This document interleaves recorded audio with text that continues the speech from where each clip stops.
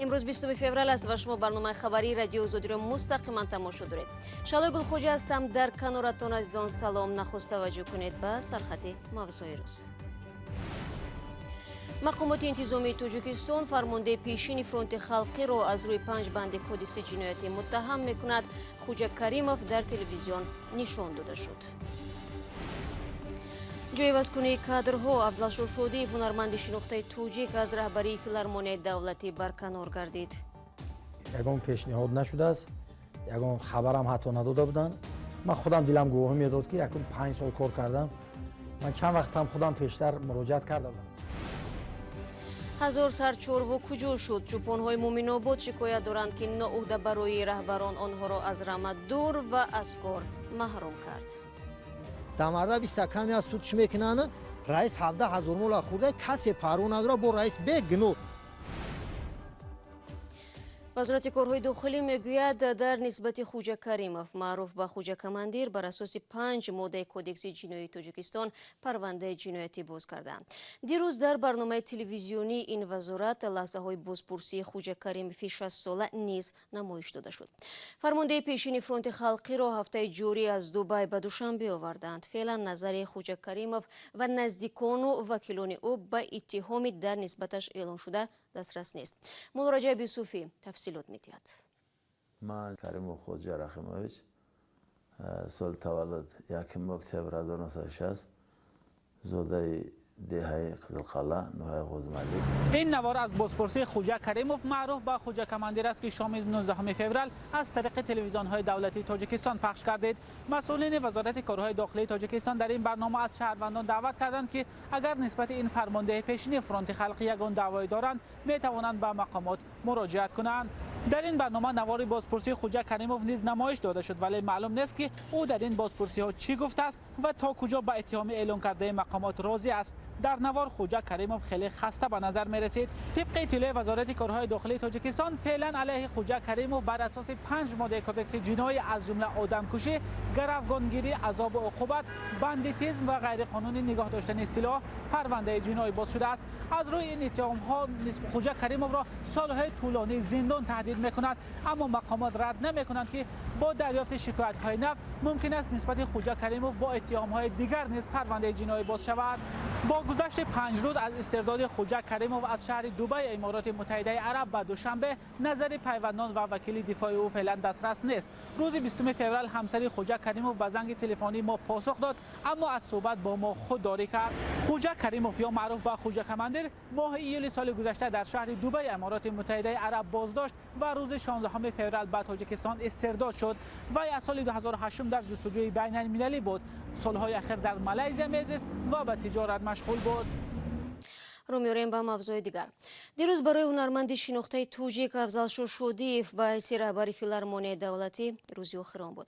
وزارت فرهنگ تاجیکستان تصمیم گرفت او را با کرامت‌الله رحیم‌زاده دیرکتور مکتب موسیقی عوض کند. برکناری افزالشو شودیев از وظیفه در شرایطی صورت می‌گیرد که او سال گذشته 4 ماه در خارج کشور بستری بود. این هنرمند شناخته در صحبت با اسکندر فیروز و براد یوسفی فعالیت خود را در فیلارمونیای دولتی خوب ارزیابی کرد.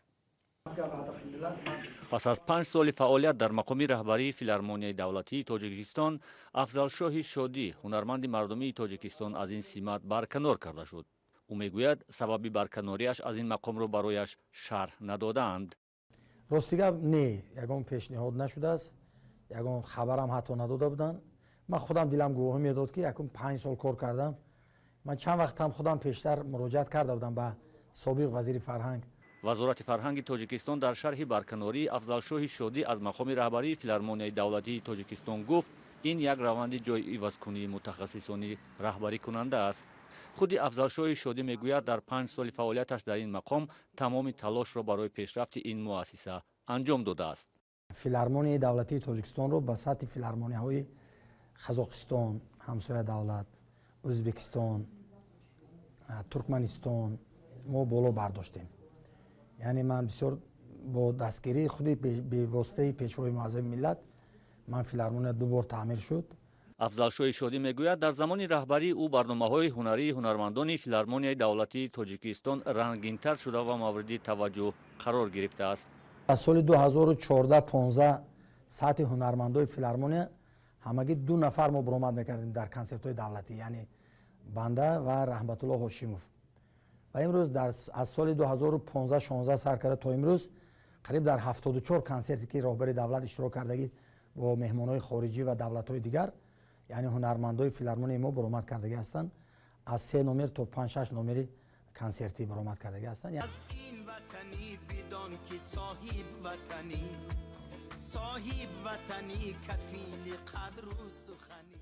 афзалшои шодӣ аз ҳунармандони саршиносу соҳибмактаби кишвар аст ки бо таронаҳои ватанпарастиву инсоннӯстиаш сари забонҳост.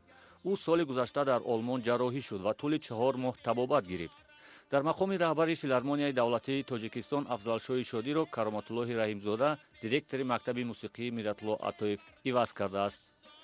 барканори Афзалшои Шодӣ дар ҳолест ки соли 2018 ҳукумати Тоҷикистон бо ирсоли як нома аз вазорати фарҳанг хоста буд дар филармонияи давлатӣ тағйироти кадри ба амал оварда нафари огоҳ аз сиёсатро ба раҳбарии он таъин кунад.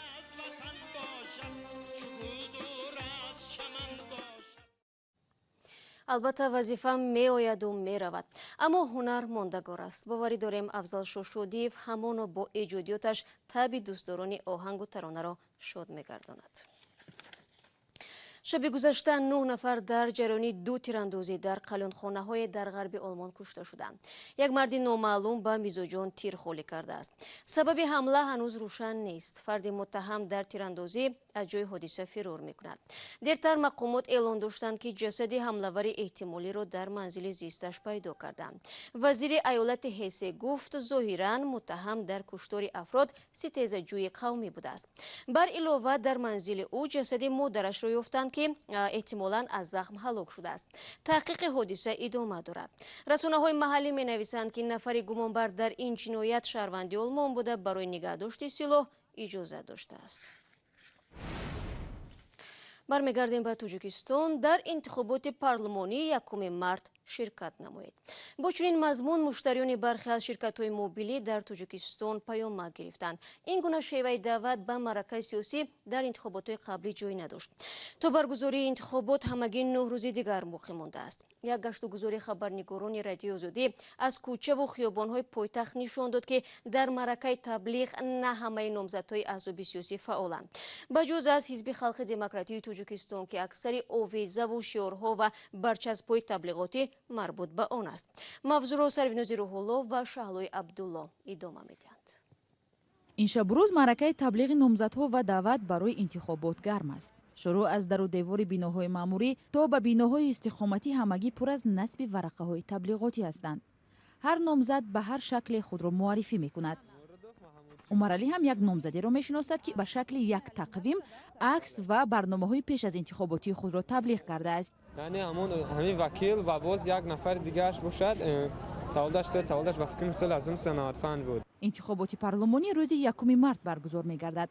дар ин маърака вакилон ба маҷлиси намояндагону маҳаллӣ интихоб мешаванд. дар ҳақиқат интихобкунанда медонад кадом чизе ки барои вай муфид аст, албатта ба ҳамон овоз медиҳад. ин лозима, ин чиз бояд таблиғот дар ҳадди сатҳи лозима баромонда шавад. зоҳиран дар ин шабрӯз мардум бо ҳар роҳу восита ба ин маърака даъват мешаванд. ахиран смс паёмаке ба бархе аз муштариҳои ширкатҳои мобилӣ ирсол шудааст ки муҳтавои даъватномаро дорад. ин паёмакҳо ба муштариён аз суроғае бо номи интихобот ирсол шудааст. хадамоти алоқаи Тоҷикистон ин паёмакро як нав таблиғ ва огоҳии мардум аз интихоботи дар пеш истода унвон карданд. интихобкунандаҳо ба ин андешаанд ки таблиғи номзадҳо хуб аст, аммо онҳо ҳалли мушкили воқеӣ дар ҷомеаро аз онҳо интизоранд. бештар аёният дар кор аст. гапи хушк холиоли бар иш ки лозим нест. аёният дар кор аст. як мушоҳидаи мо дар хиёбонҳои пойтахт нишон дод ки аксари овезаву барчаспҳои таблиғии интихоботӣ ба номзадҳо аз ҳизби халқи демократии Тоҷикистон марбут аст ки раиси он президенти Тоҷикистон аст. барномаҳои таблиғотӣ пеш аз интихоботии ҳизбҳои дигар хеле кам ба чашм мерасанд, мисле ки худи ин аҳзоб ҳамин тавр шинохта ҳастанд. бинандагони азиз, ҳоло таваҷҷӯҳ кунед ба як эълон. бахши тоҷикии радиои Озодӣ дар рӯзи интихоботи парлумонӣ ва 2 март бароятон нашрҳои махсуси барномаи хабариро тақдим хоҳад кард. рӯзи 1 март 3 барномаи нимсоатӣ дар пахши мустақим пешниҳод мегардад ки гузоришҳоро аз ҳолу ҳавои интихоботии Тоҷикистон ва Русия дар бар мегирад. Зимнан шумо низ имкон доред бо фиристодани аксу видео аз лаҳзаҳои интихобот саҳми худро дар ин барномаҳо бигзоред. мо мунтазири ҳамкории шумо ҳастем.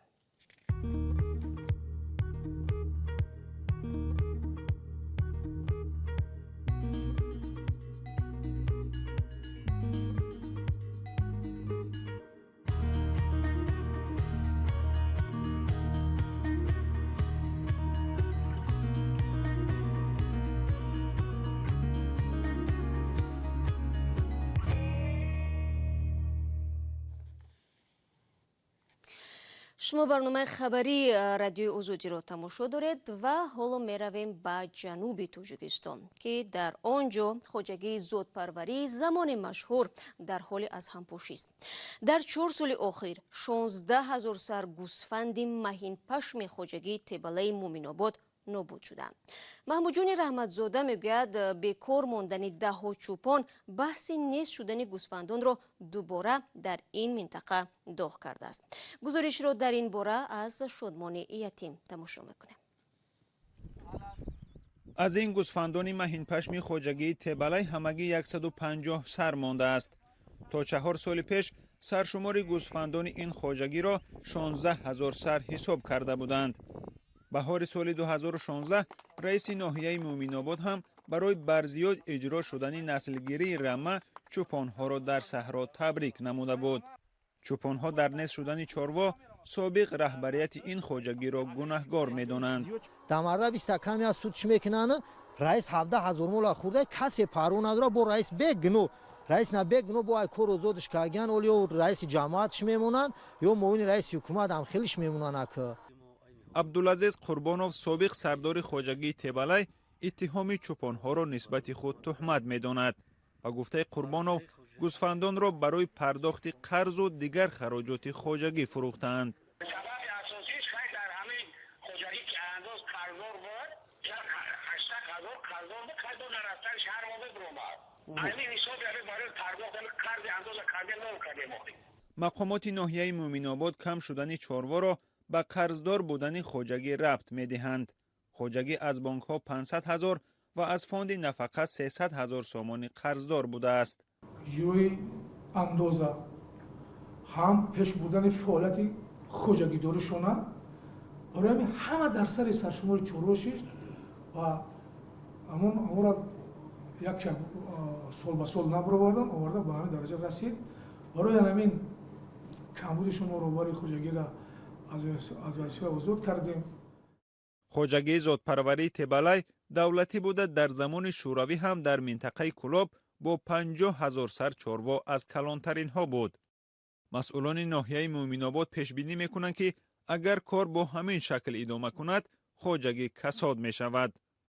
мақомот дар ноҳияи Мӯъминобод мегӯянд аз тамоми сохторҳои қудратӣ омада хоҷагиро санҷиданд ва касе дар нест шудани гусфандон гунаҳгор набаромад.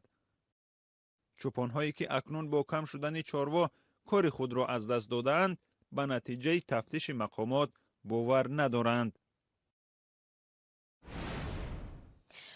айбдоркунандаи давлатӣ аз додгоҳи Душанбе барои Муҳиддин Назаров, раиси ширкати Инвестлото ва чанде аз ҳамроҳонаш ки ба ташкили қиморхона, қаллобӣ ва муомилоти ғайриқонунӣ аз ор муттаҳаманд, аз 6 то 23 сол зиндонро талаб кардааст. дар ин бора яке аз адвокатҳои боздоштшудаҳо ба радиои Озодӣ хабар дода афзуд ки талаби айбдоркунандаи давлатӣ ноодилона буда ба он розӣ нестанд. аммо айбдоркунандаи давлатӣ мегӯяд дастгиршудаҳо тариқи саққоҳои чиптори бозии бинго 37 мизоҷонро ба доми фиреб андохта ба онҳо зарари молӣ расонданд. бо ин хабар барномаи имрӯзро хулоса мекунем. ташаккур аз якояки шумо барои ҳамроҳӣ. то мулоқоти навбатӣ, бинандагони азиз, шумо метавонед хабарои тозаро аз вебсайти радиои Озодӣ бихонед. чун ҳамеша гузоришҳои рӯз ва ҷолиб дар Озодӣ видео канали махсуси мо дар ютуб гузошта мешаванд. ман субҳи фардо шуморо дар навиди бомдодӣ мунтазирам. худо нигаҳдорад.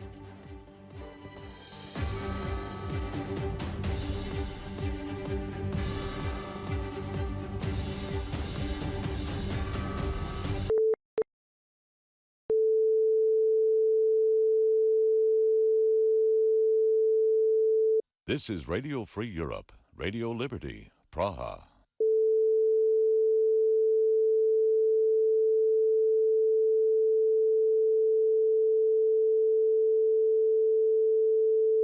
This is Radio Free Europe, Radio Liberty, Praha.